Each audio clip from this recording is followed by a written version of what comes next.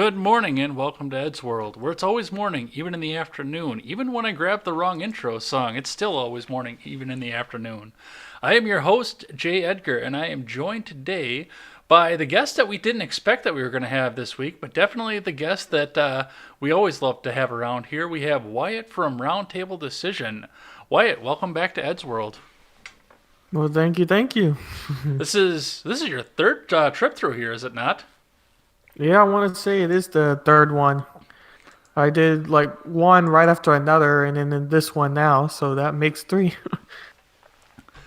Well, thanks for coming back. For those of you who are expecting to see the R-rated conservative come up, it looks like he had a little bit of an injury at home, so he's not going to be ready to be on stream, but we have him scheduled back for the 9th, so go ahead and check that out. But other than that, tell the audience how your day went. Yeah, my day went pretty well. I was telling you before the stream that I was a little busy because I work at a grocery store called HEB, and obviously people are getting ready for Thanksgiving, so there was a lot of people in that grocery store buying a lot of turkeys and hams, and none of them are very light, so I think I got my workout in as well. Oh, absolutely, and it's a great time to get the workout too, because you're about to go put on that little bit of winter weight before we go into winter. So, Very much, yes. That's the bad part about Thanksgiving, well, for and those the good part. Yeah, absolutely. For those of you who are new to the show, or those of you who are returning back here, this is Ed's World. My name is Jay Edgar, and we will be talking about six topics onto the news. And of course, we'll be checking back into the live chat between topics here, so make sure that you go ahead and get into the live chat. We are streaming live right now to Facebook, Twitch, YouTube, D Live, and Periscope over onto Twitter. But if you're over on Facebook, I know you can't get into the live chat from there, so I've provided the links below, so go ahead and get into one of those other chats and get your questions in. We'll check questions between topics. So we covered some of the announcements here. Looks like we'll be coming up with R-rated conservative coming up on the 9th, and Robert Brasher from the generational gap will be coming over and checking in with us next week. So go ahead and check that out. He'll have some insight there, and he'll be ready to announce the news of his upcoming charity stream, which I will be participating in as well. So make sure you go over and check out those charity streams. Those will all be linked in my Discord coming up. It'll get over onto Twitter, and we'll go and check that out over there. We do have a full show today. Like I said, we normally do 5 topics on this show, but this week we're going to do 6 because we got some quick hitters to hit towards the end. As we always talk about on this show, 2020 is coming up, and there's always some news in the field there. So we'll talk a little bit about Joe Biden going out and telling a supporter to go vote Trump. Buttigieg looks like he might be set to take on Iowa, and of course, we had a debate this week, so there wasn't much substance there, but we'll talk a little bit about what we took away from there. I know following over on Twitter and over on Discord, our guest had quite a bit to say about that while it was going on, so we'll talk a bit about that. The impeachment hearings roll on. Sondland made his testimony this week, and we'll talk a bit about how everybody took that for their own. And Lieutenant Colonel Vindman made a controversy out of his title, so we'll talk a bit about that, and we'll talk a little bit about the substance of both of those testimonies and what could come next in the impeachment. There was a bit of a dust up with some red flag laws over in New York, and there's not a lot of information out there right now for it that's at least on verified sources. There are a lot of rumors there, but we'll talk a bit about the rumors, what happens there, and what these red flag laws could mean across the country. Then going back over onto the quick hitter side, Ruth Bader Ginsburg has been hospitalized. We'll talk a bit about what happens there. Chick-fil-A made a public statement to rescind aid to Christian charities, and then made another public statement rescinding that. So we'll talk a bit about what's going on there. And Eric Swalwell lets some of his hot air fly on MSNBC, but not the usual hot air that he lets fly when he's over there on that channel. So we'll talk about what happened there. There's going to be all of this and more over on Ed's World. Thanks for checking us out on the live streams. And if you can't catch the live stream, or if you're just catching over at the end, you can catch us on demand over on YouTube and BitChute as well. So go check us out over there. Otherwise, you can catch us rather on the audio platforms. We are on Google Play, iTunes, and Stitcher. And if you are over on iTunes, please leave us that 5-star rating and a good review. That always helps us move up the charts. FreedomScoop.com has its merchandise shop open, so we've got plenty of merchandise over there. So maybe you want to go over there and check out our Freedom Scoop mug. Go over and check that out. That's only $5 over on the store, plus shipping and taxes.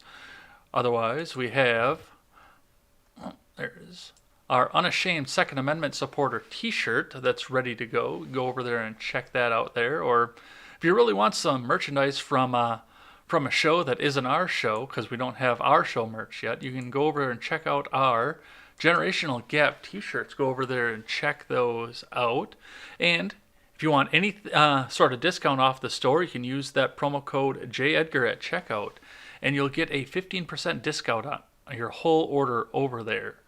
After the lengthy introduction, it's always time to learn about the guest, and I know you've returned here a few times, but why don't you go ahead and tell us a bit about yourself? So yeah, I'm a high school, or not high school, I'm a college student now. Almost went with the old intro. Yeah. No, but I'm a college student. I'm attending a community college now, and I plan to transfer to a 4-year university to do teaching. I haven't quite decided what subject level or what subject I want to teach, but I'm thinking grade level as high school. But I'm very much into YouTube and kind of like alternative medias as a whole. I don't really watch very much like mass media type of news such as Fox or CNN. I try to kind of almost stay away. For a large part of my like history of how I got my news, I watched YouTubers kind of talk about news, and it may not be the most ideal way to get your news coverage, but in a lot of ways, I think it's more reasonable and fair than actual news coverage from bigger channels on the TV.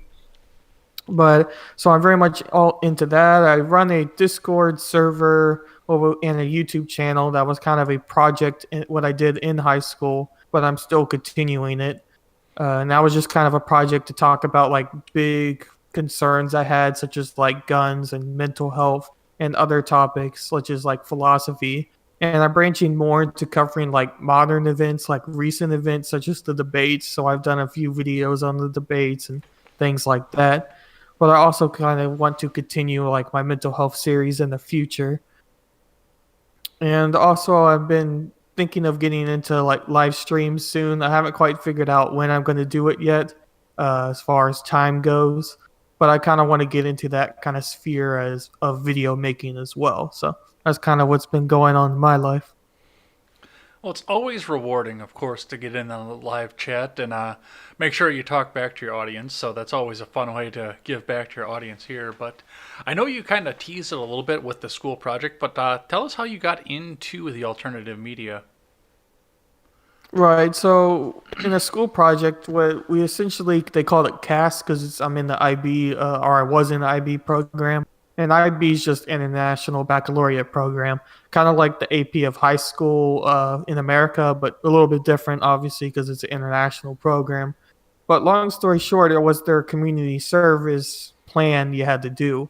And so it was very broad in what you could do with it, but it still had like modifications so you couldn't just randomly do something. But I had the idea of making a Discord channel to kind of cover events and question of the days and things like that. Mm-hmm. So that's what I decided to do once it got approved. And then once that started, I decided I might as well make a YouTube channel to go along with it. So I started to do that. And all of this together kind of got me into alternative media as like covering alternative media more. So. Yeah, I know you joined us over on our Freedom Scoop live stream as well, which our wonderful host was not able to host it that night. So it was a good thing we were there to get in there and get on that on the backup there. And I know you put out some clips videos from that as well. So make sure you go over there and check that out. All that information is linked down in the description below. So go over there and check that out. Well, if you're satisfied with that, let's check in with the live chat here, see who's joined us today. Jake is here with us from Freedom Scoop, of course, and he says that Wyatt is AAA like all stocks from Standard and Poor prior to 2008. Well then. Yeah, I wasn't sure how to comment to that. Yeah, neither was I. And Ron Helton is here, so welcome in, Ron Helton. And it looks like we'll probably get some more people trickle in for the show, so we'll get that discussion. And of course, we have the Restream bot up, so if you're on DLive or YouTube or Twitch, all the discussion will go into the same place. So head on over there and check that out. Let's talk about 2020. Yay. So, to start out with, during a campaign event, Joe Biden, who is the master of gaffes, and I actually haven't seen a clip of this yet, I've just heard some people comment on this, apparently took a question from an audience member, and when when he was unable to answer that, he turned around and said that the audience member, if this is what he wants, should just go and vote Trump. Did you catch any of that in the background, or? Oh, I actually didn't really hear too much about that till I saw it in your notes, and like I gave it a general look over online, and it's kind of just like what you just said as far as that goes. But it's just kind of funny as a whole with Biden, not so much with just that incident, but other incidents in what he said before, such as like in the debate where he talked about punching women for like domestic Oh, violence Jesus Christ. when they were talking that topic, which is probably like the worst word you could say in that scenario. And some of the audience members were even laughing, and I don't think Biden catched on to what he actually said, because he was like, no, I'm serious, and we're like, okay. Yeah. So it's just kind of, I don't know, it's just very weird. It's like the grandpa you want to protect and not have as a president almost. Well, I swear to God, we're getting to a point where we have to start one. Is Joe Biden actually even trying to win? Does he actually want this, or is he just trying to be the Mondale to throw up there and dive on the grenade? I don't know if you're old enough to Yeah, know who Walter Mondale is, but I think, is that the guy they're making the movie over? no, Walter Mondale No, was. that was.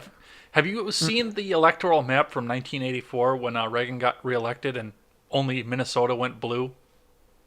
Yeah, I've seen that before. Yeah. Yeah, Walter Mondale was the Democrat nominee that year. Oh, okay. Yeah, I mean, that could be what Biden is doing. Because I don't know if he really wants to win it. The only thing what I can think of is if he's delusional enough to think that he can be president, so he wants to be president. Like, and obviously he's in the debate stage, so you would think he would want to be president, but I don't know. It's just some of the things he says and doesn't really support that as being what you would think. Well, and I've had some tinfoil on this as well. I've talked about this before, where I don't, I made that long rant over on the Generational Gap server about what happened in the debate. And to be completely honest, I think he's just being paid off by the DNC to be in there and take the heat from Warren and, well, Warren. Yeah. He's there to take the jabs from people like Bernie Sanders and Kamala Harris, so Warren can skate to the victory. Well, that's at least the tinfoil theory I've come up with, because like I said at the beginning, I don't think he's even trying to win at this point. Yeah, I don't know. I can see that as being a possibility because yeah, he's kind of a average contender type of person. I don't know. It's quite odd on his presidency has been so far. What his debates have been so far. Well, and I mean too, he's also running up there. He's trying to keep the I don't know, keep everything with the Obama legacy going, and that's what he's trying to carry on from everything is the Obama legacy. That's all that he wants to say is I'm running on the Obama legacy. Well, the Washington Post just put out an article today, and I'm actually going to be writing a solo video on this. I'm going to put that out on Friday, where they said outright that Barack Obama was a conservative. So that's a legacy that's not going to help him going forward if that's what the Washington Post wants to say. Right, yeah, because the Washington Post is an organization you would think would be supporting Joe Biden as far as that goes. Well, I mean, it is where democracy goes to die in darkness, but Yeah. Doesn't Jeff Bezos even own Washington Post? yeah, Jeff Bezos, president of Amazon, owns Washington Post right now. Amazon went through and took that and put it into its holdings. I think was like the exact same time as they took on Whole Foods. Yeah, that's what I thought I heard that he's the owner of that now. Somebody, oh, Jake got slapped by the Twitch bot. Yeah, I have links turned off in my channel, so I apologize for that. Anyway, let's go back onto this. So Buttigieg is right now he's trying to shift some of his strategy as well, and we talked a bit about this last. Was it last week or the week before? I think it was the week before we talked about it because Kamala Harris was trying to do the exact same thing as we went along, and that is shifting the focus out of some of the other Super Tuesday states and some of the beginning states. Like New Hampshire is one that they like to jump off of, but I know Mayor Pete's going to try and jump off of South Carolina as well and put all of their effort over into Iowa. And he actually seems like he's surging ahead in Iowa, which is actually not necessarily surprising given the fact that he's earned the moniker of Minister Pete at this point. So Yeah, it is quite odd with Pete though. I mean, this is sort of off topic, but about how he's gotten like 0% of the black vote according to like polls. And obviously this is kind of more on topic, but the reason he may not be approaching North Carolina is because of the more black population that state has compared to Iowa. So he may put his focus more on a state he had more likely chance to win, which obviously makes some sort of sense.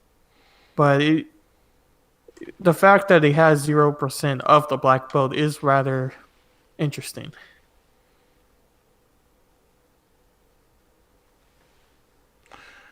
hey, I can post links. Haha.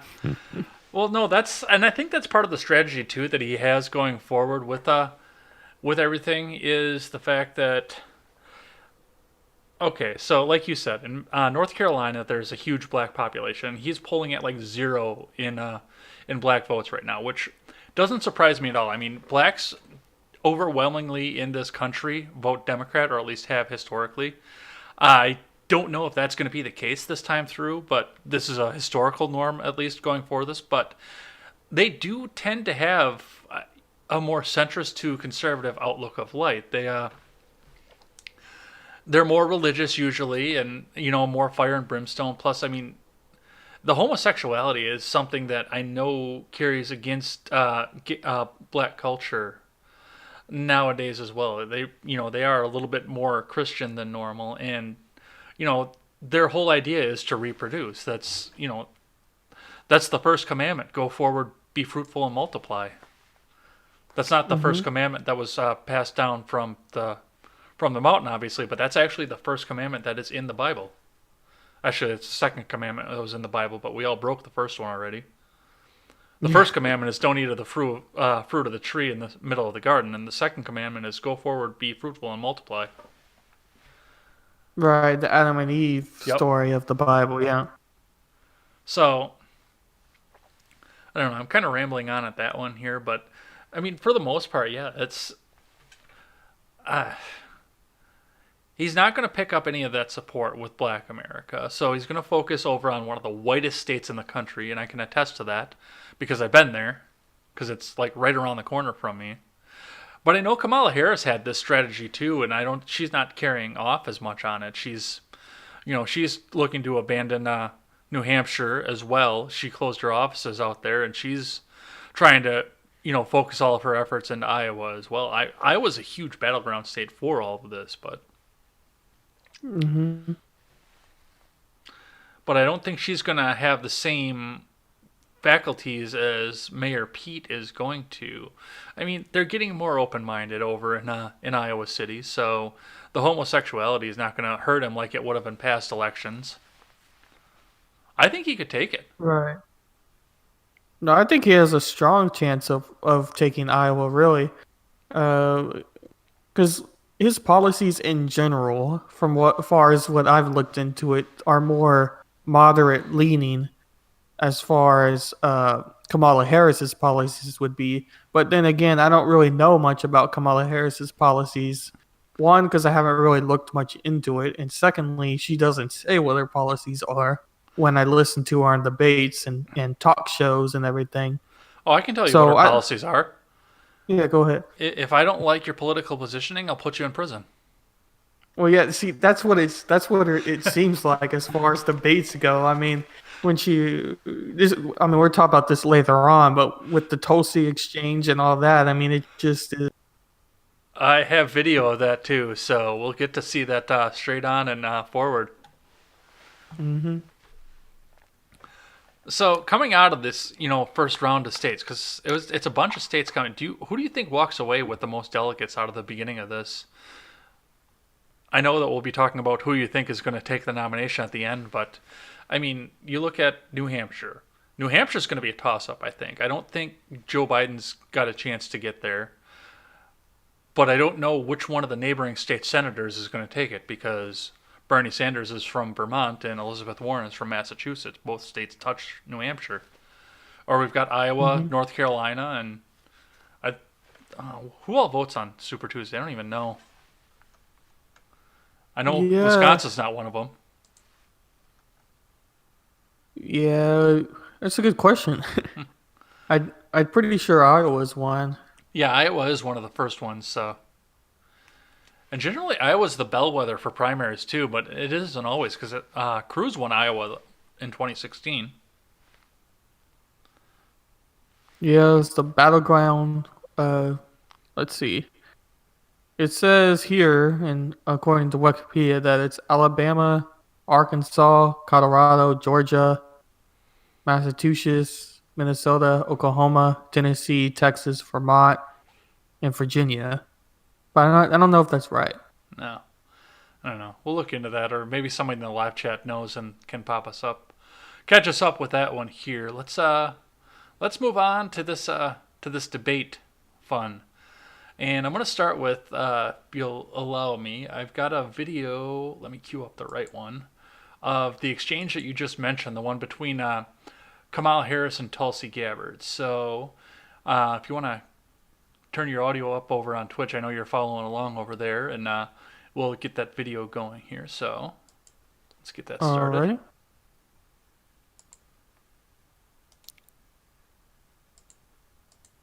You have criticized Hillary Clinton as the, quote, personification of the rot that has sickened the Democratic Party. What is the rot you see in the Democratic Party? That our Democratic Party, unfortunately, is not the party that is of, by, and for the people.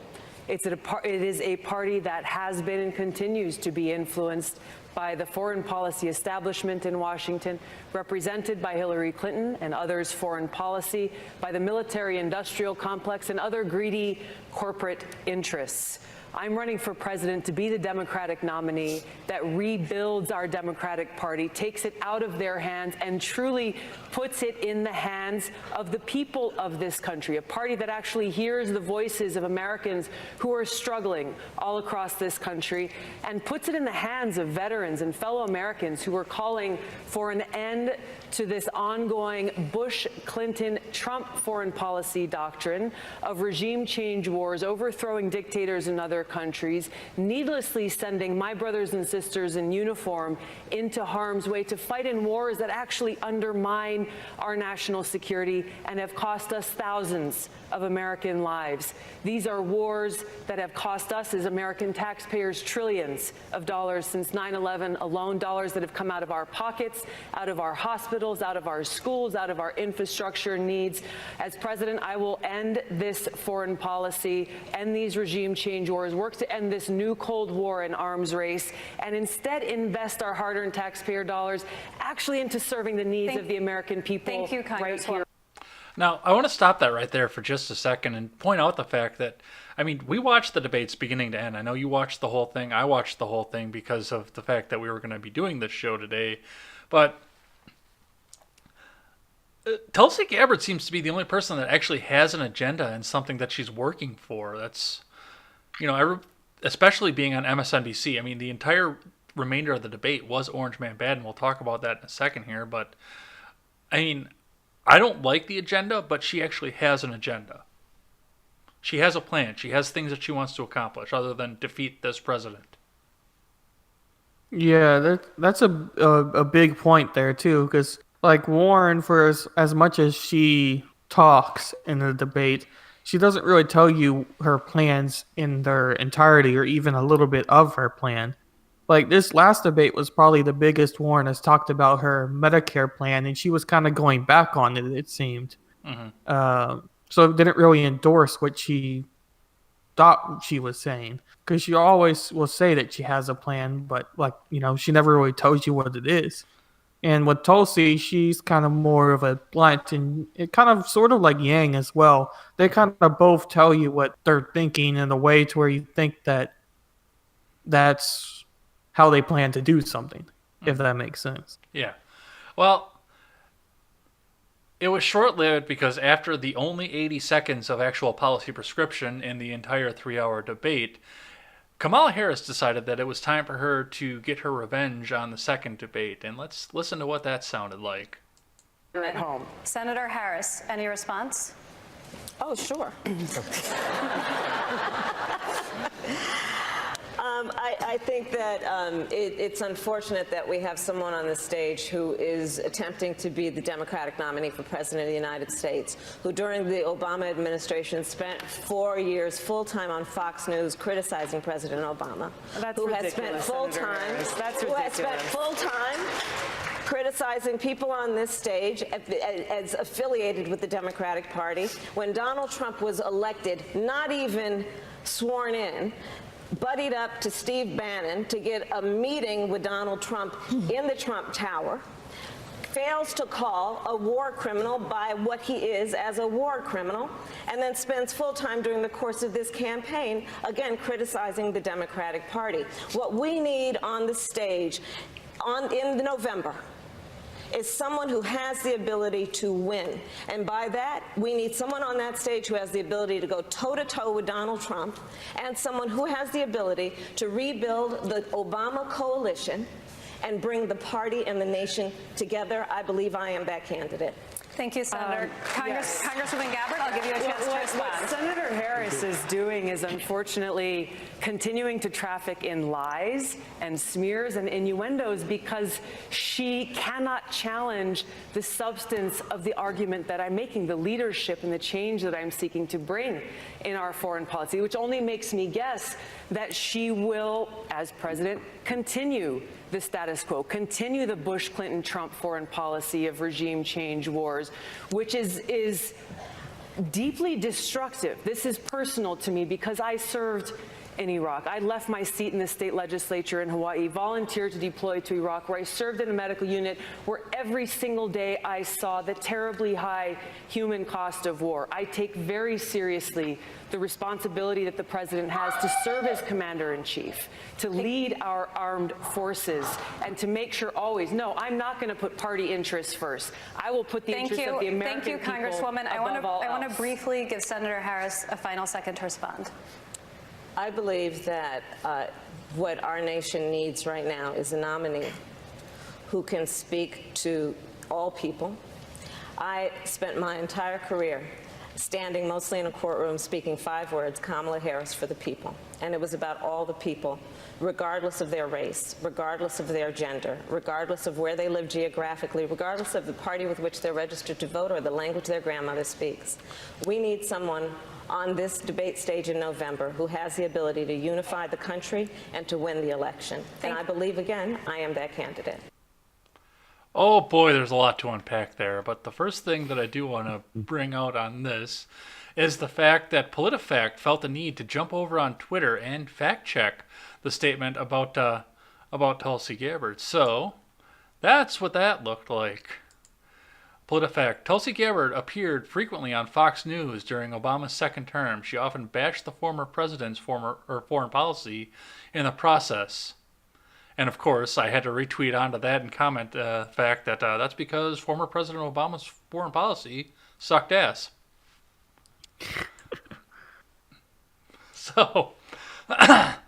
There's a lot to unpack into that, but I mean, that's, the first part of that is, first off, I think, like I said at the beginning, I think that was Harris's chance to take revenge on the second debate and try and push Tulsi Gabbard into the ground for something that under any other normal circumstance she probably would have tried to deny. Yes, that was her opportunity to kind of make her step down a little bit. And I don't think it really worked as much as she thought it would. So, I don't know. First off, is Kamala Harris going anywhere at all at this point? No, she's losing. Like she had more than she did before. Going the opposite direction. Well, and once again, I mean, Representative Gabbard is, outright, and she's become a, fan favorite for libertarians especially, but even center conservatives, people who used to be Democrats that couldn't get on board the train of Hillary Clinton or any of the people that are putting up right now. She's a favorite among those people at this point, and part of that, I think, is going to come from the fact that she's going to accept votes from anybody and everybody, no matter what. I know she's raising money hugely with libertarians, big and small L, but she's got no chance right now at this one. I can tell you that right off the bat, even though she is not seeking a re-election of her seat in Hawaii. Yeah. Which I'm still kind of confused on myself. Like, I think she's trying to do it to kind of make herself more accessible to maybe win the presidency, but I don't think that she really has a chance to even win the presidency or the Democratic nomination. So I don't really understand why she would give up her seat to do something that the chances of her actually winning, despite her popularity, is not really going to work very well. Well, and do you think for any chance, and I know some people have brought this up, do you think there's any chance that she gets a cabinet position in a second-term Trump White House? Or, God forbid, a Biden White House? You think she would accept it? Do you think she gets offered it?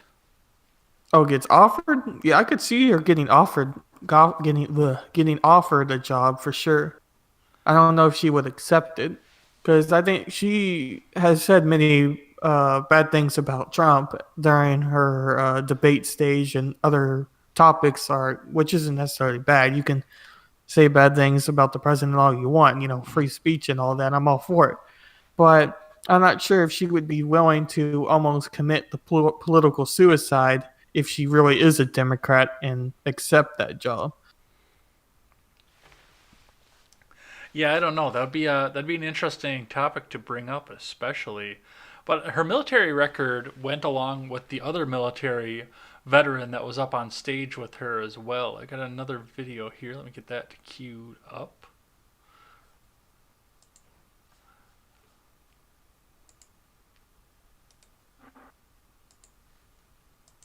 But I want to get back to Pete Buttigieg and his comment about experience. Pete, you'll agree that the service that we both have provided to our country as veterans by itself does not qualify us to serve as commander-in-chief. I think the most recent example of your inexperience in national security and foreign policy came from your recent careless statement about how you as president would be willing to send our troops to Mexico to fight the cartels. As commander-in-chief, leader of our armed forces, I bring extensive experience serving for 7 years in Congress, on the Foreign Affairs Committee, on the Armed Services Committee, on the Homeland Security Committee, meeting with leaders of countries around the world, working with military commanders of different commands, dealing with high-level national security briefings, understanding what's necessary, the preparation that I've gotten to walk in on day one to serve as commander-in-chief. Congresswoman, thank you. Mr. Mayor, I'll allow you to respond. I know that it's par for the course in Washington to take remarks out of context, but that is outlandish even by the standards of today's politics. Are you saying that you didn't say that? I was talking about U.S.-Mexico cooperation. We've been doing security cooperation with Mexico for years, with law enforcement cooperation. and a military relationship that could continue to be developed with training relationships, for example. Do you seriously think anybody on this stage is proposing invading Mexico? That's not I'm what I talking said. about That's not building what I up. said. I'm talking That's not about what I building said. up alliances. And if your question is about experience, let's also talk about judgment. One of the foreign leaders you mentioned meeting was Bashar al-Assad. I have, in my experience, such as it is, whether you think it counts or not, since it wasn't accumulated in Washington, enough judgment that I would not have sat down with a murderous dictator like that. Congresswoman Gabbard, let me allow you to respond. Thank you. You were asked directly whether you would send our troops to Mexico to fight cartels, and your answer was yes. The fact checkers can check this out. No. But your point about judgment is absolutely correct. Our commander-in-chief does need to have good judgment. And what you've just pointed out is that you would lack the courage to meet with both adversaries and friends to ensure the peace and national security of our nation. I take the example of those leaders who have come before us, leaders like JFK, who met with Khrushchev, like Roosevelt, who met with Stalin, Like Donald Trump, Reagan, who met and worked with Gorbachev. These issues of national security are incredibly important. I will meet with and do what is necessary to make sure that no more of our brothers and sisters in uniform are needlessly sent into harm's way fighting regime change wars that undermine our national security. I'll bring real leadership and experience to the White House. I've got to respond to Senator that. Sanders, I'm going to have to respond.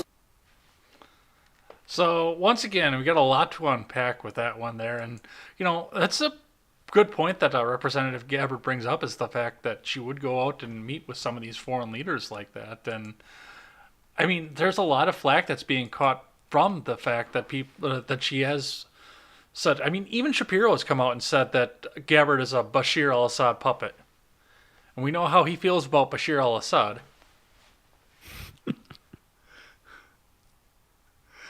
So, what did you see out of that clip? Yeah, well, first off, this was probably the best moment of the debate, by far. I thought it was just the most exciting moment, at least, and that kind of says a lot in general. But I do think that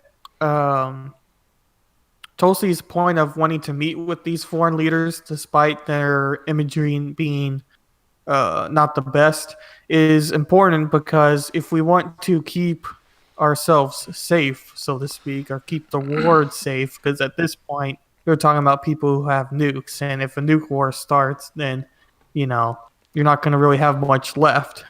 And I don't think we'll ever really get to that point, but that's kind of a side note. But if you want to make sure that it doesn't happen and be proactive about it, it's important to meet with these leaders. And I think that that's kind of what she was talking about.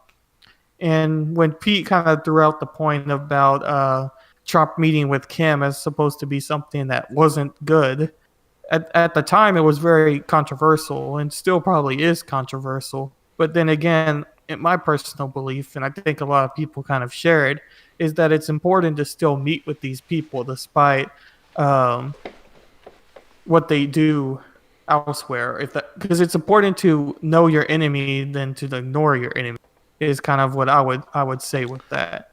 Yeah, and I mean, diplomacy it's not dead, and a lot of people want it to be dead. They want to come out and say, oh, well, you can't go talk to this person because he's this kind of leader or that kind of leader. Well, no matter how he rose to power in that country, he's still the leader of that country, and he still controls the military of that country. And like, to your point, you said, yeah, I mean, Assad is on the brink of being able to unlock nuclear weaponry. We kind of set him back by getting out of the nuclear deal out of this. Kim Jong-un has nuclear weapons already at this point. China has nuclear weapons already at this point. And Russia has nuclear weapons at this point, even though they're not necessarily our adversary right now. The Democrat Party would love you to believe that they are our adversary. And I don't know about you, but yeah, I would rather make diplomacy with some of these countries than have the rest of human history be spattered with glowing remains of nuclear war. And before every single advancement in human history, Ron Perlman comes out to narrate by saying, war never changes. Yeah, I think everyone would prefer not to live in a world where the threat of nukes or even nukes getting launched is a possibility. That's kind of like the whole Red Scare and the Cold War when we were having tensions with Russia. Nobody enjoyed that. And I think that diplomacy is important to make sure that never really happens again. And I don't see anything wrong with diplomacy. So All right. A couple other things that went on with this while we were sitting back and watching. Biden was kind of sleepy at the beginning of the debate, like you had mentioned, of course, because he's almost 80 years old and he thinks that he can be the president. And then, of course, and I didn't put it in the notes, but you brought up the excellent point of, I mean, he's up on the stage and they're asking him about domestic violence, and he, that's how we're gonna deal with domestic violence. We're gonna punch at it. which is literally the worst thing you could say. I don't think there. I mean, I guess you could say you can kick at it, but that's kind of saying the same thing. One of the other points that was brought up consistently throughout this debate and the commentary that followed with it is the fact that MSNBC obviously put it on, which gives rise to the fact that it was 2 hours of Orange Man bad. But for the first time, we had an all-female moderation at the debate. Well, that is, of course, if you can still consider Rachel Maddow to be a female.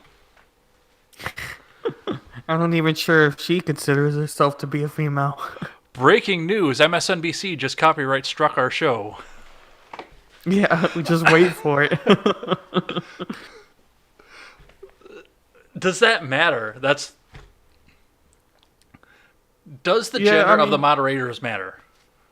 I think a lot of people were talking about this, especially because I made a video before the debates, and a couple articles were reading about the all-female moderators and what to expect, and that being a side note of what to watch in the debate. And I'm kind of thinking, moderators are supposed to make sure the debate is run in a successful way. They can argue with each other, they can attack each other, but not to the point where it makes the debate not useful. That's kind of what moderators are for. They're there to ask targeted questions and kind of make sure nothing goes out of control. So the gender of the moderator doesn't really matter as much to me. But the fact that they were all female is obviously trying to make a political statement in the debate as well. And to the point of, did that affect the debate? I don't really think it did, because the question of women's rights and that only came up towards the end. And it was really only one of the only questions that was actually about policy as well, because you kind of hinted at it. The Orange Man bad and questions all about him being Trump, were the large part of the debate. So obviously one of the only questions they had was about women's rights, which isn't a bad thing. But I don't really think that them being all females really affected the debate that much, or affected how I was watching it. And I kind of noticed that one of the only moderators' jobs was to basically announce that they were going into break. And I'm pretty sure that's all she said in the debate, which was kind of a funnier side note of the whole thing, because that was kind of pointless to be there if all you're going to do is announce that you're going into a break. But yeah. Well, and that's one other thing I want to bring up when we talk about this, of course, is it's not necessarily the gender of the moderator. And a lot of people made a big deal about the genders of them, but I'm more concerned with who the moderators were. Now, think back to the Republican debates, because, I mean, if we look back at the 2016 Democrat debates, all that was just a way to softball and pander to Hillary Clinton. But look back at the Republican debates from 2016. When Fox News put all of them on, I mean, they had their news-minded people. They had Harris Faulkner was a moderator. I believe, who else was up there? I can't think of who all was up there, but I know that the people that were moderating there were genuine journalists. They were the people that were reporting the news. You didn't see Sean Hannity as a debate moderator during the Republican debates, because he's not a news journalist. He is an opinion host. And he's an Right. opinion host that's in the pocket of whichever Republican is the one that's leading the polls right now. I like Sean, but that is That's the what sad he reality, does. what he is. Mm-hmm. So, and then you've got Rachel Maddow going and doing this on MSNBC. And I mean, Rachel Maddow is a skinny, progressive, socialist Sean Hannity. Yeah, very much so. Yeah. So you've got one person that's trying to lead this narrative, and it's just, this isn't objective. There's a reason we didn't get any policy out of this debate. Yeah, that was the most aggravating part of the entire debate. And I was trying to think of like, well, what happens if I didn't really have my mindset, which I have? Like, let's say I'm the extreme leftist Democrat that conservatives like to poke fun at, and I watched this debate. And I was looking at a lot of people through Twitter what kind of were saying this reaction from it. And they're thinking that they came away on the debate happy with it because all it's doing is enforcing what they already believe. Mm-hmm. That they already believe that Trump is bad. And every candidate saying that Trump is bad is a win in their eyes because they think Trump is bad. And they don't really care what the policy is because all they want is Trump to be bad and Trump to be out of office. And obviously that's concerning because if the only reason you're voting for someone is because you want the president out, and that's the only reason you're voting, and you don't even look at their policy, there's several issues with that that I don't really think need to be explained that much. I mean, if you're voting for someone just because you think he can win and you don't look at his policy, well, then you're probably not going to like him later on, or her, if it's going to be some like Warren later on, because then you didn't see that, oh, this is what she actually wanted.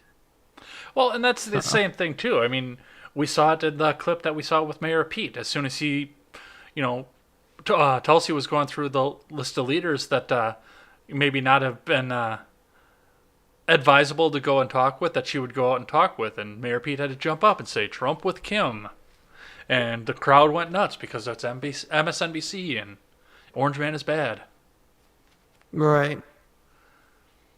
But that's all that I have for this. We have been talking about the debates for 20 minutes straight. We've been talking about 2020 for 30 minutes straight. I've had it with this topic. So Yeah, it is an aggravating topic, really, but there's a lot to it still. let's check in with the live chat here. So I've been kind of playing with the live chat a little bit here. Looks like Jake tried to put a link up here, and the stream bot stopped him because I have links turned off and everything from people. But I went through and I put the link back up for the shop, so $10 off any purchases over $40 tonight. Go ahead and check that out. The link is up there. Jake has a question for you. Do you think Mayor Pete would be doing better or worse if more people knew who he was? Oh, I would say that he would be doing the same. I don't think it would help him more or less if more people knew him, because I think he's kind of becoming the popular candidate as of late. Because I think that Warren and Sanders teaming up with each other has kind of detracted both of their values. That's And true. I think he's kind of like Yang of like the first couple debates, as far as like he's the one everybody's kind of hearing about the most, especially with the recent news about him, polling very good in Iowa and him not polling very good in North Carolina and the black voters.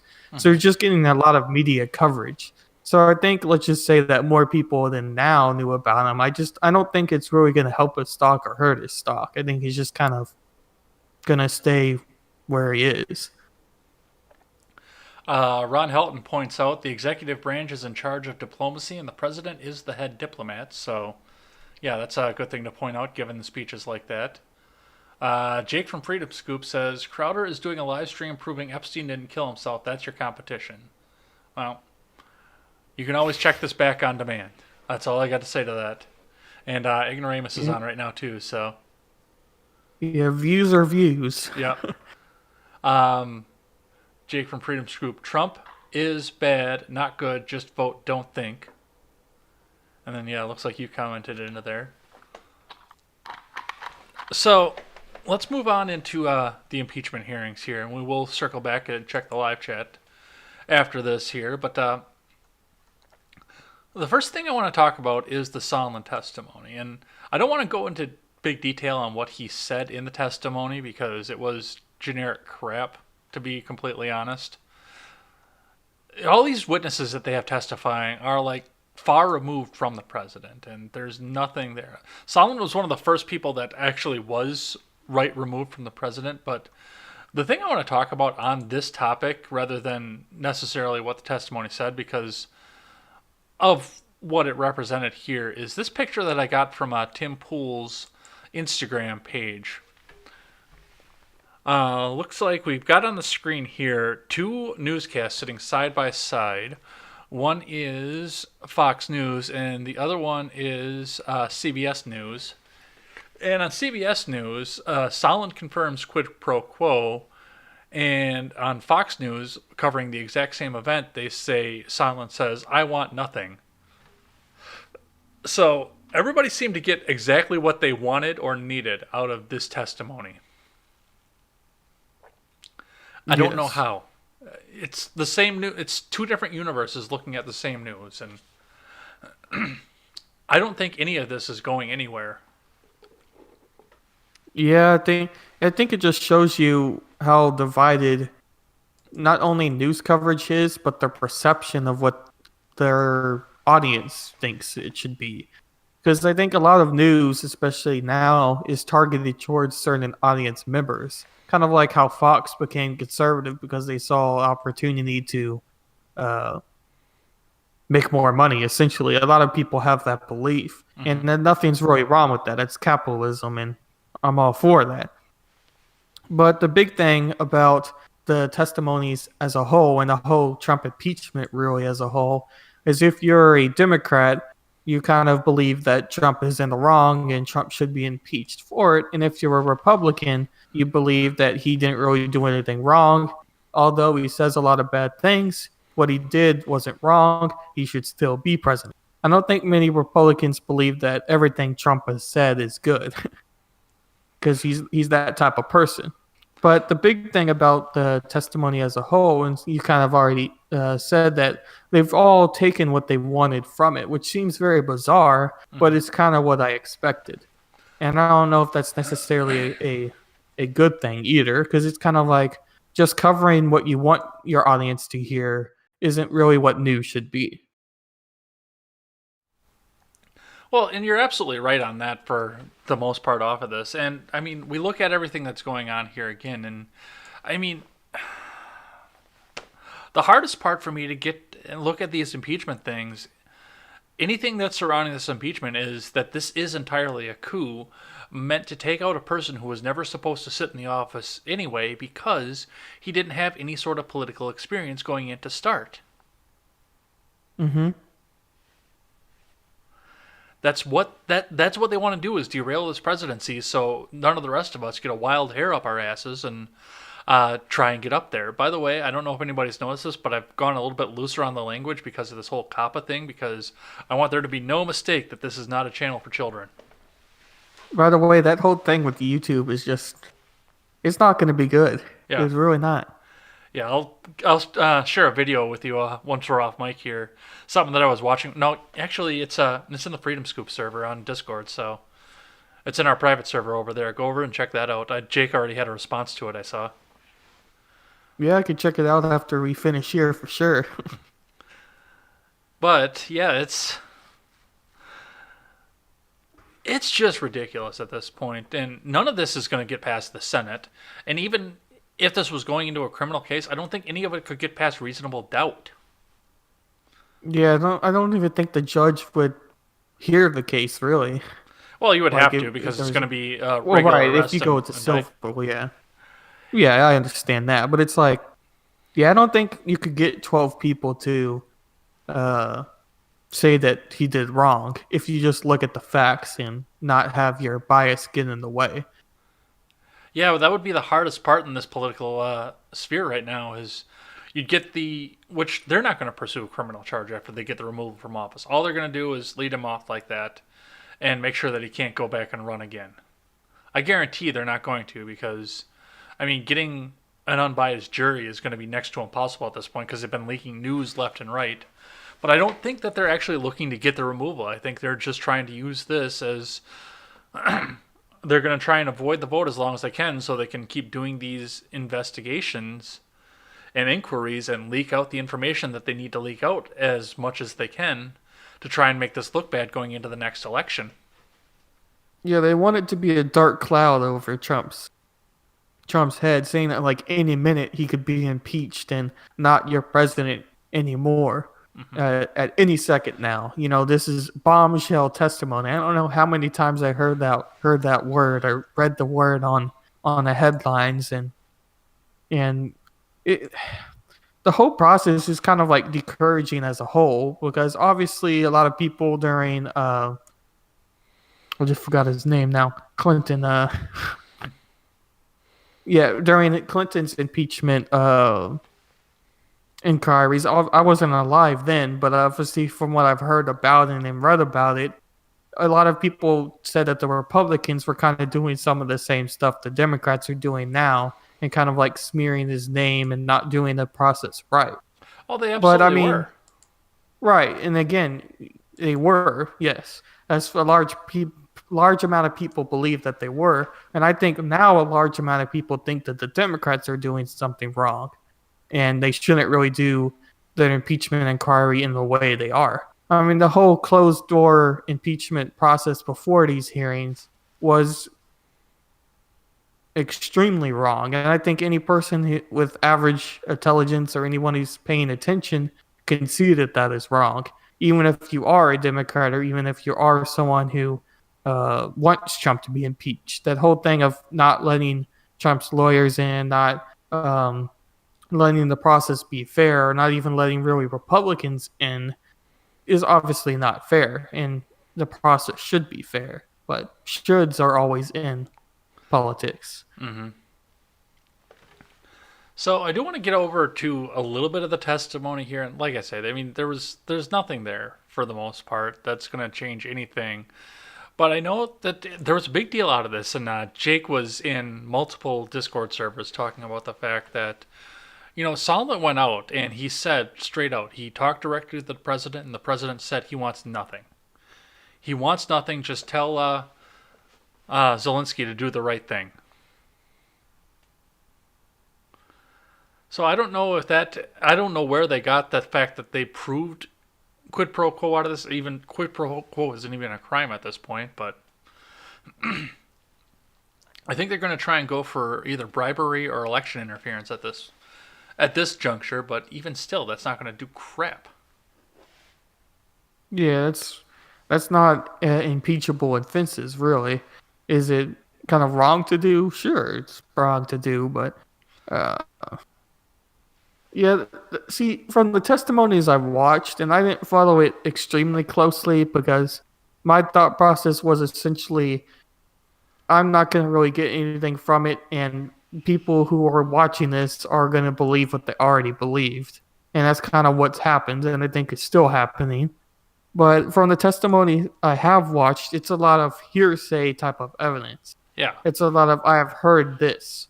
And I can't remember the guy who said it, but it was a Democrat in the committee who basically said that hearsay evidence is better evidence than actual evidence.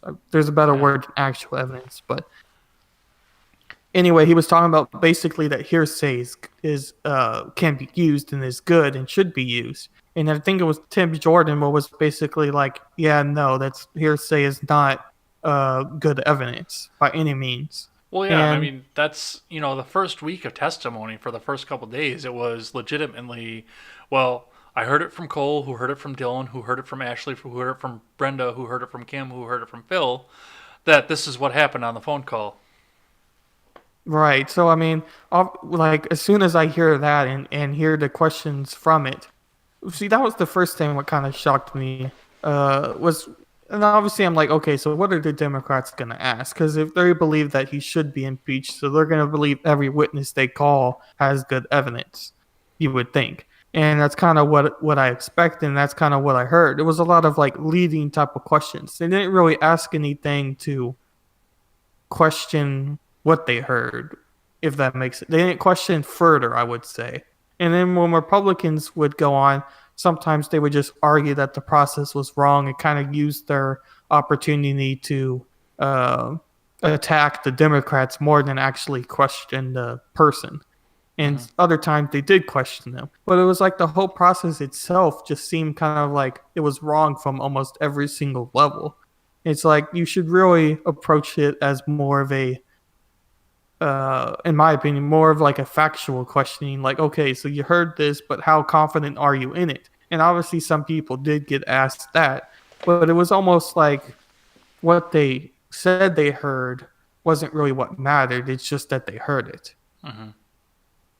Well, and that's the thing, too. I mean, we looked at some of the video last week about what went on the first week of testimony, and all that I saw out of any of this was character defamation, not definition, but they were trying to get the character out there, but still there was nothing on what actually happened or the crime that they're trying to pursue. It was all just character evidence. And I brought up an old episode of Becker from, I think, probably about the time you were 2 years old, I'm not going to lie.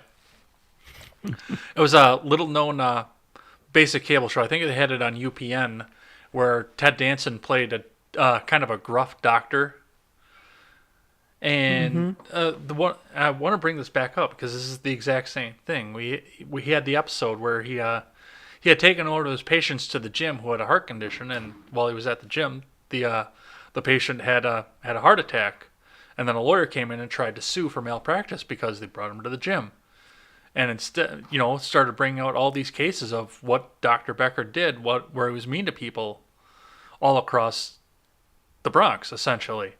And one of the last things that Ted Danson said in that episode was, whether I'm a good person is not what's on trial, whether I'm a good doctor is, and I'll be damned if this court doesn't know the difference. That's the exact same situation we're looking at right now. Whether or not Donald Trump went through and actually tried to perpetrate a misdemeanor in bribery of a foreign state is what's on trial, not how mean he is to various people in his administration and how much he doesn't like Caesar the dog that went into the cave.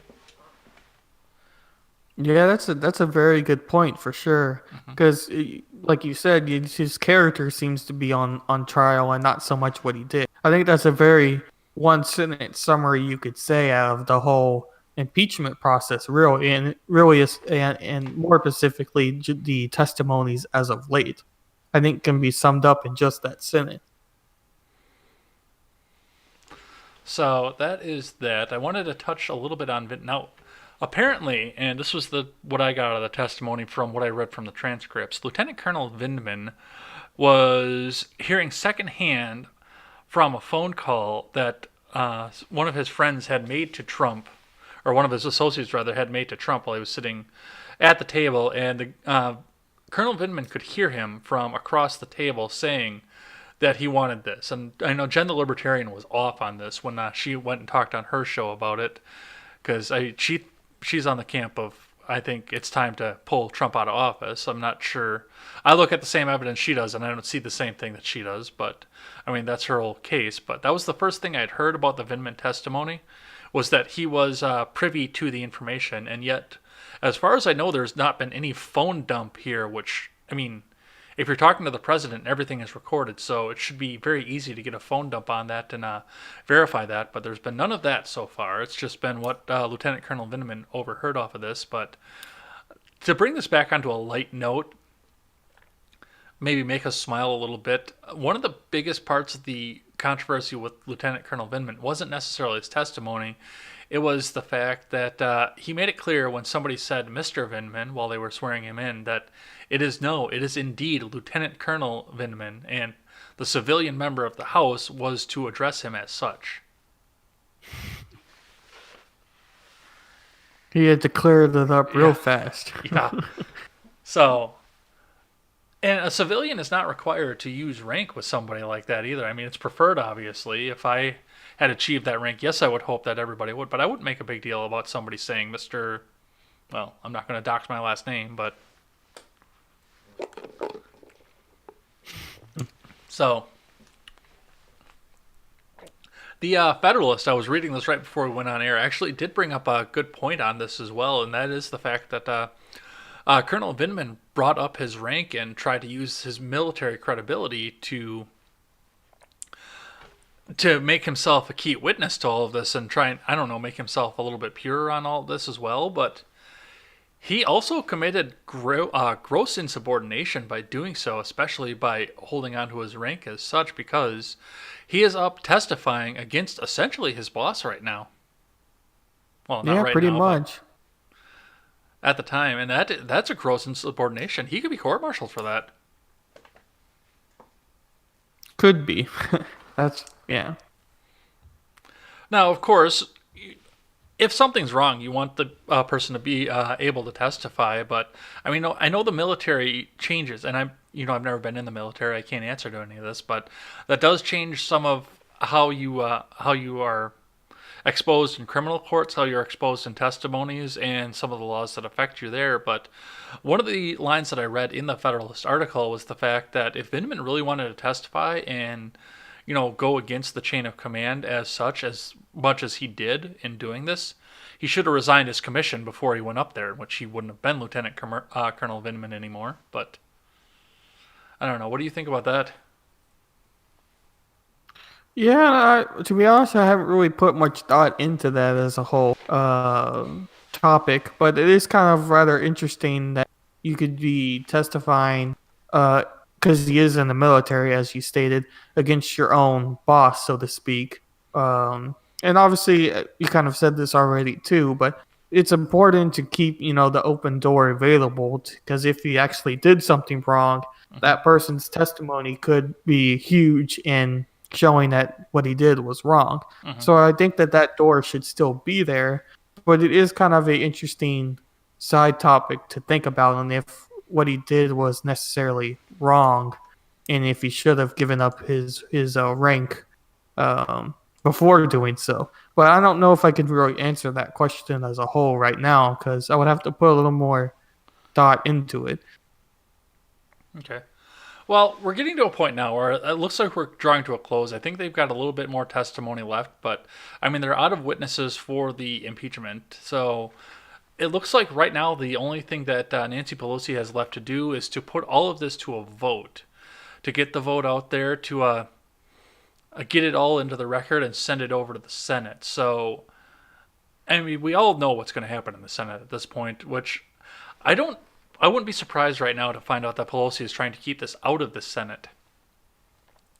And the reason I say that, of course, is because, first off, we're looking at an acquittal no matter what, but now Republican senators who are going to control the trial are going to be able to cross-examine some of the witnesses, including the whistleblower.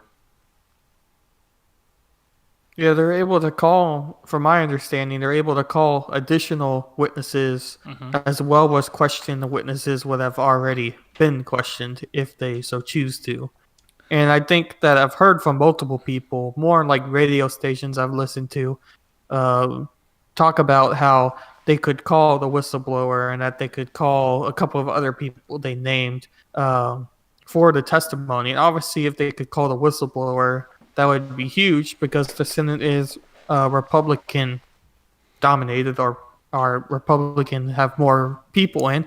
And if they're able to question the whistleblower, in general, the thoughts of it would be that wouldn't be very good for the overall case, because the whistleblower obviously has been known to have some bias towards Trump as being a Democratic supporter. So yeah, you could be very right that Nancy doesn't want to bring it to a vote, because the worst thing what can really happen is that it loses, which is kind of likely at this point if it goes to the Senate, and that the entire case could be squashed because they're able to call the whistleblower to be questioned.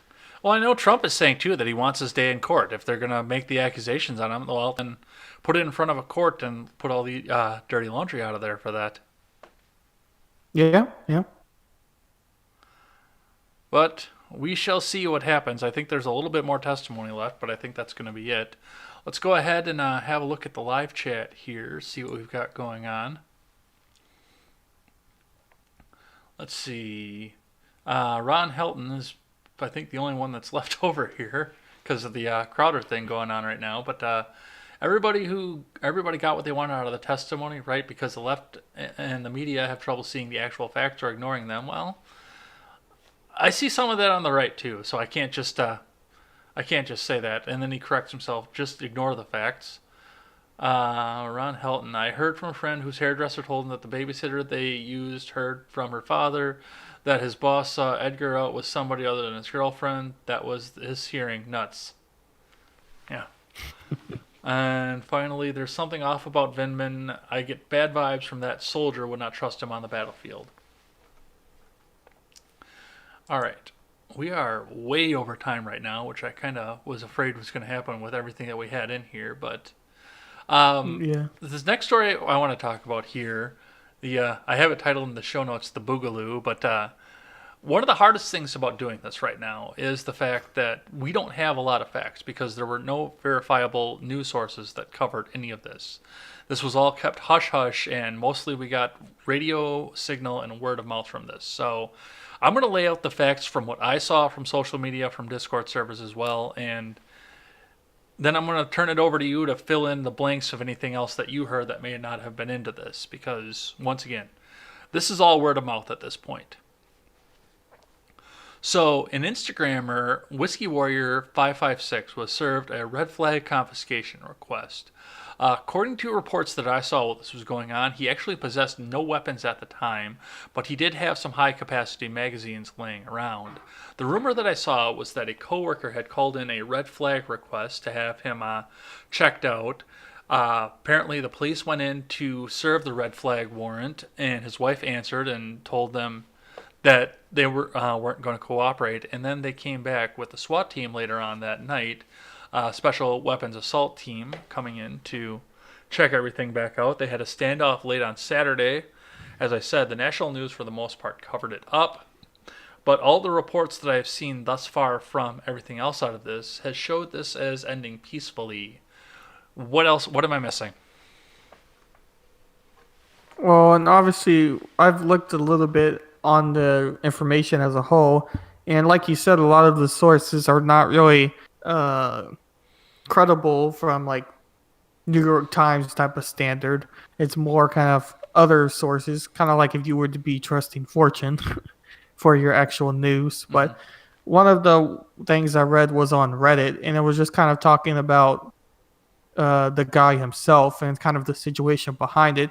And I thought it was interesting, kind of a side note to the whole thing, that he was the cop for 10 years in a total of 2 states during being a cop. So obviously as a cop, you know how to take care of guns, I would think, and kind of would know about some of the red flag laws behind it all. And it was kind of talking in this Reddit post, it was kind of talking about what happened as a whole and the standoff and all of the things behind that. And I have it up here. But as you said, it looks like it ended peacefully, again, from what I've read and heard.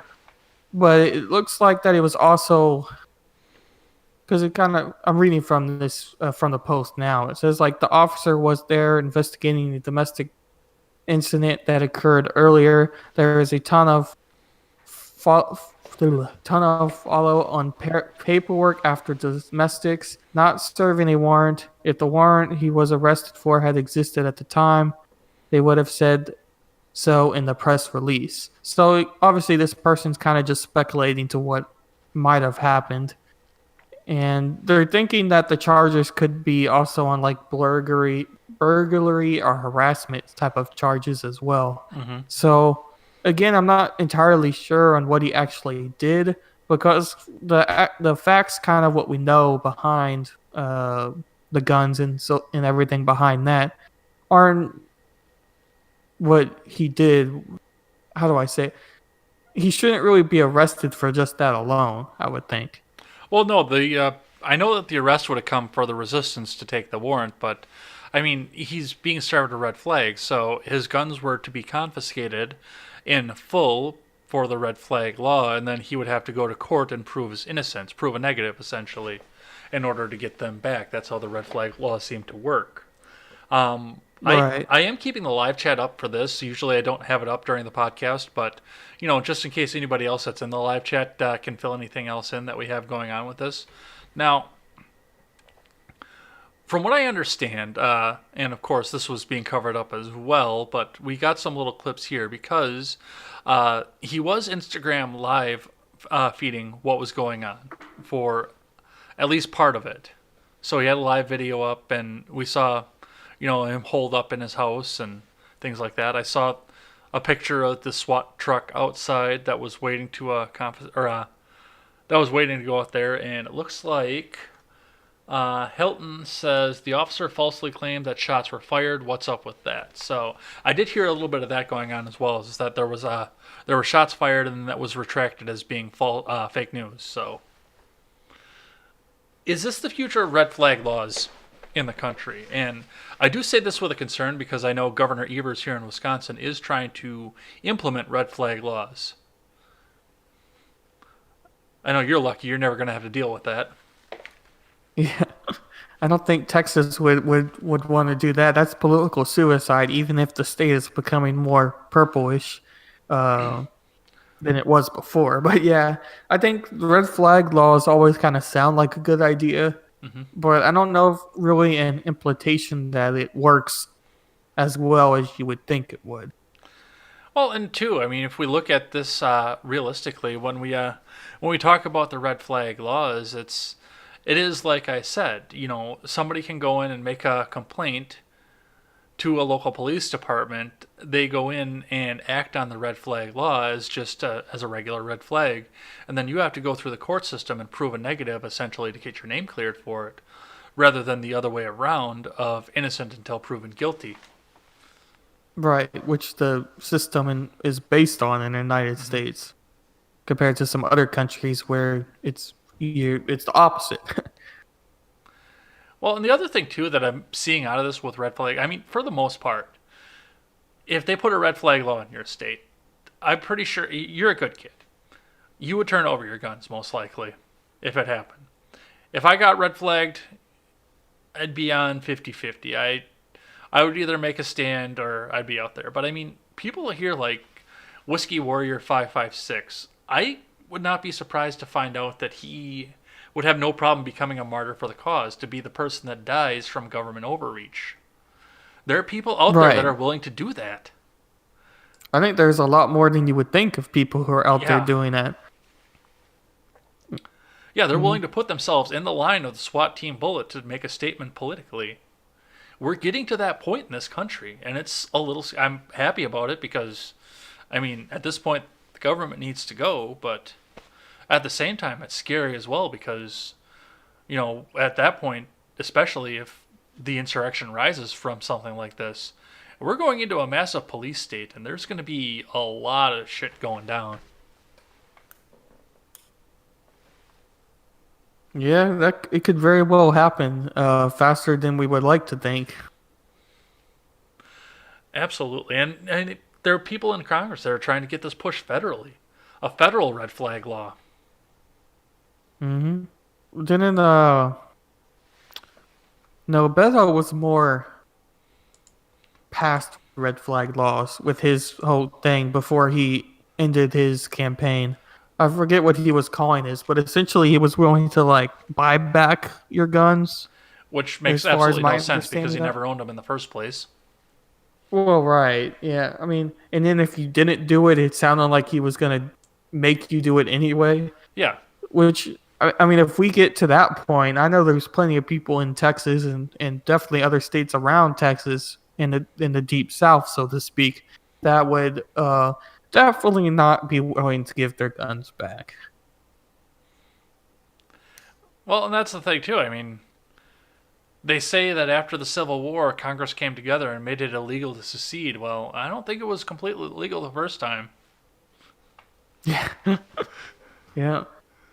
And it's going to come with blood and sweat and tears, just like it did the first time.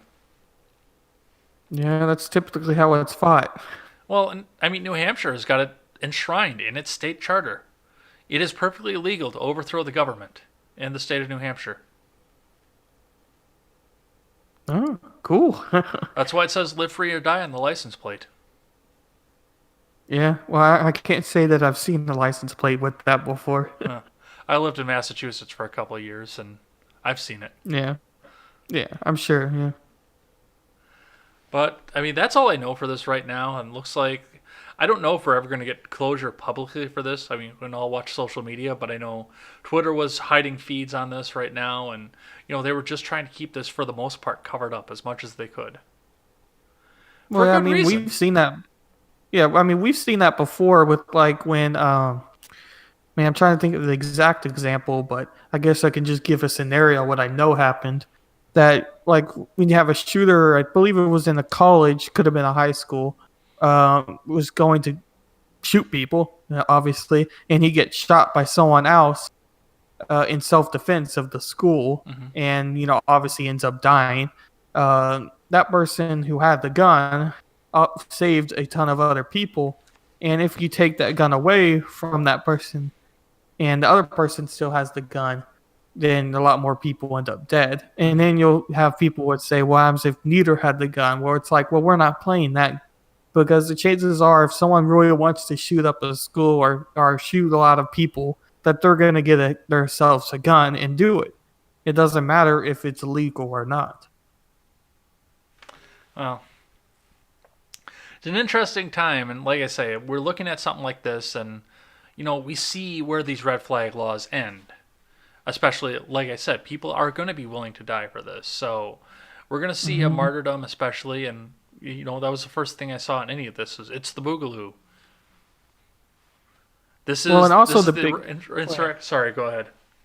No, you're good. But the big thing about the whole coverage of news, because I just thought about this as well, the chances are if that person does end up saving the day, that the coverage isn't going to be as much showed as if that person didn't save the day and the scenario was the opposite, which is kind of sad in a lot of ways, because it just shows what media is willing to cover. And I think that could kind of be a Whiskey Warrior situation as well, is because it doesn't really fit the agenda of what they want to cover. Yeah, exactly. And I mean, there was local coverage of this, of course, because I'm sure that the police in rural New York didn't want people driving by the area, and we had police radio. That's how I was able to hear it. Or hear about this for the most part, because the company man over in my Discord server had access to the radio transmission of it. But yeah, I mean, other than keeping people out of the line of fire, they wanted this buried. Yep. And it's getting really hard to do that in today's connected internet age. Yeah, it's really hard to do now. Yeah. I don't even think that it's. Yeah. Well, for right now, that's all that I have on this. Looks like Helton says it cannot be illegal to secede because all of the states voluntarily joined this unholy union. Yes, but I believe they put a contract law in place after the Civil War to make it actually illegal to do, so that we didn't have to go through this again, even though I think we're getting to that point. He also says every living thing has the natural right to self-defense. So we are way over on time right now, but I got a couple little quick hitters to finish out the night here. We got our big topics done. That's good. So the next thing I want to talk about is Ruth Bader Ginsburg has been hospitalized again. She's been hospitalized for nausea and fever related to some of the surgeries that she's had. Ruth Bader Ginsburg is 86 years old. She looks older, though. How many more times do we have to go through this before they finally admit the fact that she's dead? Yeah. It's the whole Epstein didn't kill himself version on Ruth Bader Ginsburg. I mean, you watch Matt Christensen as well. I know that, and I think many people have kind of followed Freedom Scoop probably watch Matt Christensen as well, because we all seem to kind of stem from that channel and what he's been able to do with it. But long story short, he was talking about that on his Sunday stream, or live stream he always does. Oh, I haven't seen that and one yet. Oh, you haven't? No. I won't spoil it too much for you. No. But he was just talking about how, like, there's no way that she's even doing any of the work to be on that Supreme Court. It's all her staff. The only thing she does is, at this point, is sit in the chair and maybe ask one or two questions that were written for her. during their court cases that they'll occasionally hear. Mm-hmm. But it's like at this point she can't even do what she was called to do, so to speak. And obviously they're lifelong terms. So until she actually dies or retires, the seat's gonna be hers. But it's really bad to see someone you know isn't doing be on the Supreme Court, which is an extremely important position for the United States as a whole. Yeah, absolutely. And that's the thing too. It's I don't know. This One of the things I saw today was the fact that there was a meme that was floating around Twitter. I should have clipped it, and I didn't think to grab it at the time. But the gist of the meme was the fact that if Trump goes into the hospital for whatever reason, just to get a checkup, the mainstream media jumps out and says, well, Trump is having this health problem, and he's having this health problem, and he's not fit to serve in office anymore. He's unhealthy. He can't make it anymore. Never mind the fact that Bernie Sanders had a heart attack on the campaign trail and Joe Biden's eye popped literally on stage. But then when it comes to Ruth Bader Ginsburg, oh, well, she's fine. Just let her be. She can do her job perfectly. Yeah, I mean, it's a really bizarre thing because she seems to be protected almost compared to anyone else, really. Because, like, the point of Trump, I didn't really think of because, like, health as a president is extremely important. And that's the whole thing with when Joe had his eye thing and when Bernie had his heart attack, that people made such a big deal of it because it's important that as a president, you're healthy. It was the whole thing of why they hid FDR, if I'm remembering right, and him being in the wheelchair. The whole thing was kind of hidden from the public because you're kind of a representative of what your country should look at and what your country is. And obviously a Supreme Court justice isn't necessarily a president, but it's still a important position as a president is. And health should be a huge thing for both. Now, one of the things I want to touch on before we end out of this, of course, is the fact that if something actually happens, this is going to change the election strategy going forward. And we saw some of this with Kavanaugh. We saw a lot of this with Kavanaugh, actually. And that is the fact that, especially going into 2020, first off, the Democrats are going to try to claim that the rule that was put in place by Harry Reid under George W. Bush, in which they were not going to hear any more federal judges or a Supreme Court justice if it opened for the rest of Bush's term, that they're going to try and use that as a rule, which Mitch McConnell did use as well during the end part of Obama's tenure. At which point he said that, Scalia died, but we're not going to hear anything until after the election.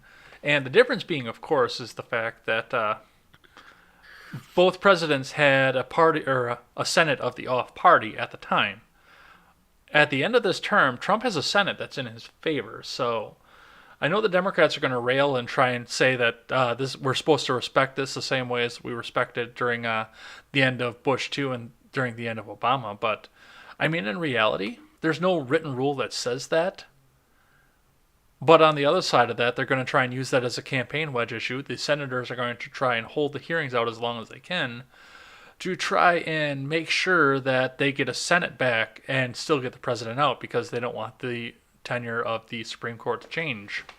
What are your thoughts? Yeah, I think that's very likely because I think that the Democrats and their supporters are rooting for Ruth to be able to hang on long enough to to first outlast Trump. And if that means outlast him through this election and he not win or the next election, and that would make her around like 90 years old, and to be able to live that long. Because they want to keep the standing of the Supreme Court in their favor. And they don't want any more conservative-leaning justices to be on the court because that could change their policy issues in the future, such as like prison reform that a lot of Democrats are really trying to crack down on as a whole. And conservatives are more skeptical about the concept of prison reform. So I think that whole concern and issue is very likely what's happening. Yeah, I don't know. If Ginsburg dies, especially if Ginsburg dies in 2020, this is going to be a mess. There's going to be rioting in the street at that point. Because there's legitimately nothing constitutional that's going to stop Trump from putting Amy Coney Barrett in her seat. There is nothing that is going to be able to stop him constitutionally. Right. Short of an assassination, there's nothing that's going to stop it. And that's a scary thought in and of itself. Yeah, then it'll go to the vice president, which for a lot of Democrats isn't any better. That's what I have on that. Let's just ram through these other two topics here and then check back with the live chat. Because these are quick hitters, too. Yeah, these should be pretty fast. Now, anybody who watched my Ed Talk this past week knows that I already have strong feelings on Chick-fil-A. And I went on a little rant about this, but I'm going to set up the topic back again.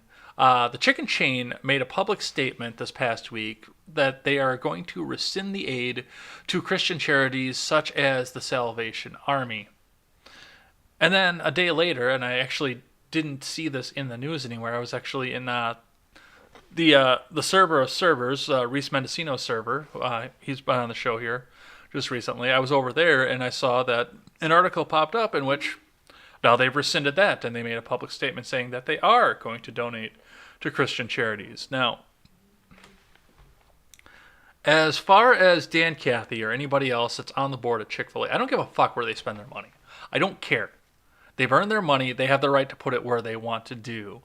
And I'm sure that if they did decide to rescind all of the charitable donations to places like the Salvation Army and the Association for Christian Athletes, if they decided to do that and did it quietly, some crazy right-winger would go out, find out, dig up their records, and expose it and say, Chick-fil-A has lost the faith. At that point, I would still go and eat Chick-fil-A. If that was the case, if somebody else dug it up out. The fact that they're making a statement about this, it just pisses me off to no end. Because they're pandering to try and get more customers. And it's just a chicken sandwich, people. That's why I wouldn't care. That's why I wouldn't care if they hadn't made a statement. The only reason that we know about this is the fact that first during an interview, Dan Cathy was asked if what his thoughts on Christian marriage or on traditional marriage was, because Chick-fil-A was traditionally closed on Sunday. And it's obvious he's a very hyper-religious Christian because Chick-fil-A was closed on Sunday. But, of course, after that, somebody on the left went digging and found out where his charitable donations were. And I didn't care because it was still a chicken sandwich. Do you want to rant?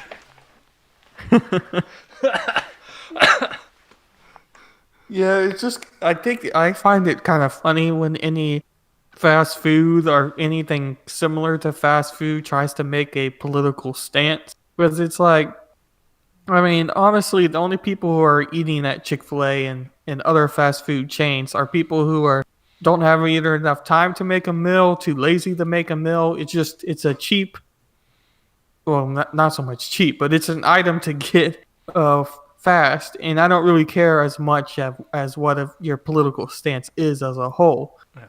But the whole thing about Chick-fil-A is a lot of like the right supporters are right-leaning people were supporting Chick-fil-A a lot during when the left was like rioting when they opened like the New York location, and they were writing that Chick-fil-A was anti-LGBT after the report that they donated to like Salvation Army and anti-LGBT causes, which I'm still isn't quite sure what that exactly is. I guess it was the athlete one, but even then, it's not really anti-LGBT. Well, but anyway, there are people out there that legitimately believe the fact that Chick-fil-A has got a gay conversion therapy set up in the basement of every one of their stores. I've heard people say that because of the way they've been dragged through the news. Yeah. It's just really crazy and then the right goes, oh no, they're bending to the left now after releasing a statement that they're going to stop donating to the Salvation Army. And I'm like, does it really matter that they stopped? I mean, like you said, it's their money. And really what they do with their money shouldn't be what they do privately with their money shouldn't really be known, I think. Unless if it's something like Jeffrey Epstein did, and that gets on a whole different level of a concern. But that's not donating to the Salvation Army is not raising a child trafficking service or human trafficking service. So those are two completely different type of things. And the fact that Chick-fil-A kind of was brought through the news like they were is just kind of crazy to think about and kind of concerning as a whole, because it's like donating to the Salvation Army isn't a bad thing, even if you're not really for what the Salvation Army does, which I'm not really sure why you wouldn't be, but that's a whole nother topic as a whole. I mean, because if you think that it's bad just because the organization is Christian or Christian leaning, I'm not really sure what to say to that, because it's like, just because a charity is Christian owned or Christian organized, that doesn't necessarily mean that that's a bad thing. Like, I don't know how else to say it. I don't think it has anything to do with each other. Yeah, I don't know. And it's the same thing. I loved Burger King. That was my favorite fast food chain when I was younger. The beef patties are better, the chicken nuggets are better, and they can sell them for a lot less. The chicken fries are phenomenal. It's just an all-around better restaurant than like a McDonald's or something. But it was just last year they went on their ad campaign about the pink tax and chick fries, and your chicken fries are $3.49 and the chick fries in the pink box are the exact same, but they're $5.99. I saw that ad campaign. I said, "That's it. I'm done." I never told anybody else to stop eating at Burger King. I didn't boycott. I didn't make public. I just stopped eating there. Right. It was a personal choice, like not wearing anything from Nike because of what their political campaigns have done, or not buying a razor from Gillette. It's all kind of similar concepts. So yeah, that is that. But I went on a rant for a very long time and got angry, and this got a little bit heavy for a little bit here. So let's end this all on something fun. So, last topic that I have here, of course, is the hot air that was heard around the world. Now, Eric Swalwell was on MSNBC talking about he was talking about the impeachment hearings and what was going on in Capitol Hill. He was on was it Chris Matthews' show, I think? Yeah, it was on Hardball. I believe so, yes. I believe so. So he was on Hardball, and he was making a statement here, and a certain sound came out, and of course they jumped to try and cover it up here, and, well, we've all seen the video already, but let's watch it one more time.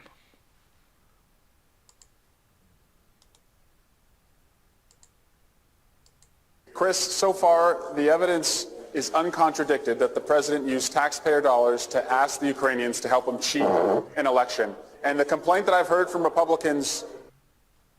Let's do that one more time. Chris, so far, the evidence is uncontradicted that the president used taxpayer dollars to ask the Ukrainians to help him cheat an election. And the complaint that I've heard from Republicans... Now, of course, when I heard about this on Twitter, the first thing that I heard was the fact that this wasn't what it absolutely sounded like. It was that somebody in the office was on a hot mic and drug a mug across a countertop. Something that I have tried desperately to recreate, and I've not been able to recreate with a porcelain coffee mug over any sort of surface that I have anywhere in this apartment. But that's the funniest thing about that, is the fact that they've tried to cover this up.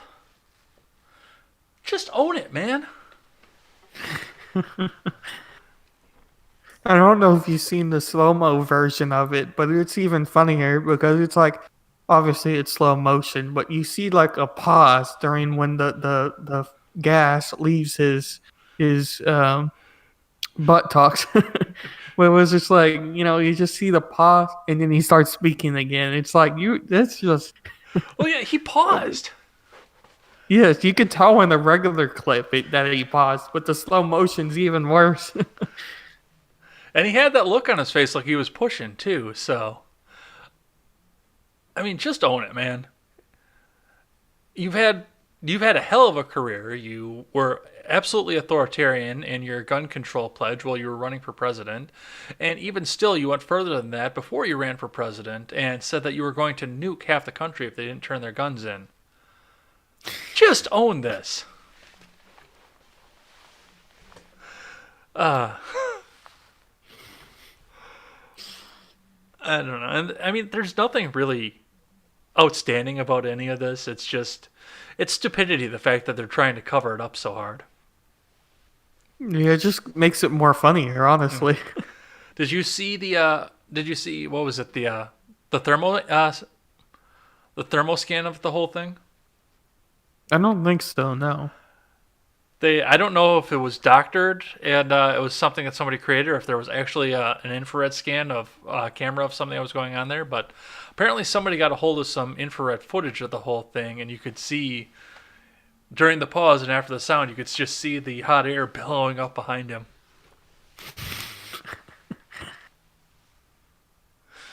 But that's what I have on that. I just thought that we needed, especially after I ranted on Chick-fil-A and Burger King for a while, I thought we needed to end this on something that's a little bit funny. So we're going to check back in with the live chat for the last time here, and then we're going to run through the outro. So, Helton says, Ginzer has been near death a lot lately, which, yes, she has. Drove by a Chick-fil-A store yesterday, still haven't tried one. I mean, if you can get by the ideological differences, it's really good. They have good food. I can't bring myself to spend money with them right now. And I'm not going to stop you from spending money there. It's your money. You can spend it how you want. But I cannot spend my money at Chick-fil-A right now because of their grandstanding.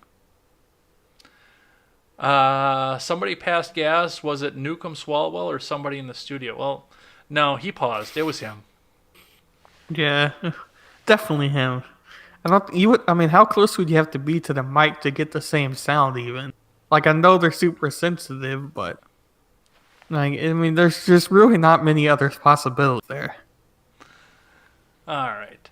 That is all that I have here. We're all caught up on the chat, so I want to thank everybody who was in the live chat for coming by and keeping us honest and keeping the conversation going in there. And if you're just catching up at the end right now, once again, you can go ahead and catch us back up on demand after the fact. But before we get into all of that, there's one final question that I've always asked the guest every time that the guest is on the show. So, Wyatt, tell us about a hobby that you have that has nothing to do with work or politics. It could be an album that you picked up, a video game you've been playing, an instrument that you like to play, just something that helps you unwind at the end of all of this political mess. I think I might have talked about this hobby before on your channel, but I'm not completely certain. But it's something I've gotten back into again. I've kind of always played the game, or it's called Fantasy Movie Lead, but it's basically where you pick from 7 different movies. Well, 8 to 7 movies. It depends on... Anyway, so you basically have a budget, and then you have to, with your budget, pick these movies to what you think will gross the most per their, like, value, is kind of the best way to describe it. So you have to play with, like, budgets. So if, let's say a movie's like $10 to buy, which is going to be more, but let's just say it's 10 and it grosses like 50, but another movie cost like 30, but it grosses 100. Obviously, the one what was 30 into 100 got more, so that's like the better movie to have picked.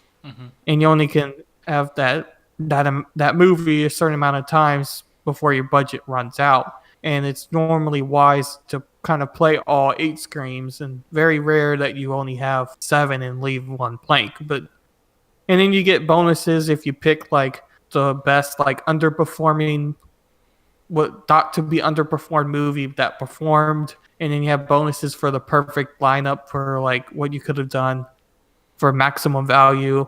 And so it's just kind of fun, kind of playing around with like budgets and math and like probability mixed with just movies, because I've always kind of liked movies, and just kind of predict what might become the best box office total in this kind of like Ward of Fantasy Movie League. Now, is that 'cause you haven't talked about this before on the show? Is that a board game? Is that a video game or? No, it's online. It's fantasymovieleague.com, and you just kind of that's where you play it through. So it's all online.